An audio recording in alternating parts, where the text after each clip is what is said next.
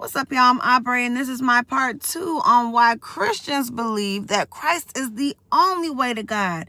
We indicated in John 14, 1-6, that Christ said that he was the way, and we understand that believing this way signifies which authority that we follow. So if we believe that Christ is the way to God, then we have a clear path that Christ has laid out for us in John 14. But if we follow a different way to God, we might not end up at the right destination.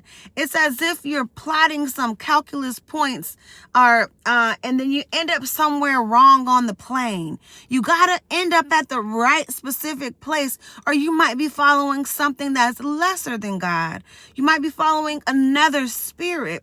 You might be following something that's not quite T. So that's why Jesus has said this is the way. This turns us away from death to life. So in this world, everybody knows you're born and you die. A lot of us live for the few years we have until we die. But when we believe that Christ is the way, we live on this earth as if we have somewhere else to go. And we have an idea of what we need to store up fiscally, spiritually, in order to be a blessing to other people and a blessing to God, who is our Father, in this other place.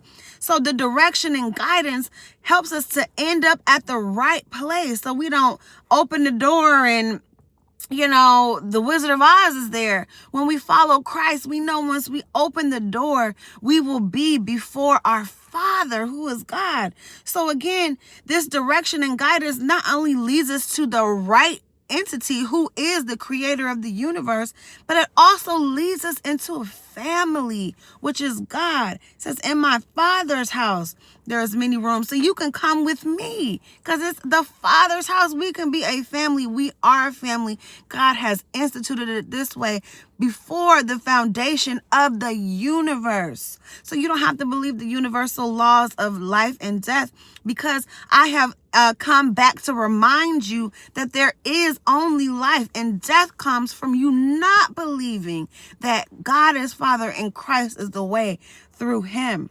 There's something more than what the flesh realm is able to dictate to you. And so it goes back to us being free from this spirit of orphanhood. We have a Father, and that we have a family through Christ. So we can overcome not believing that we belong. We can overcome just torments and grief by believing Christ is the way.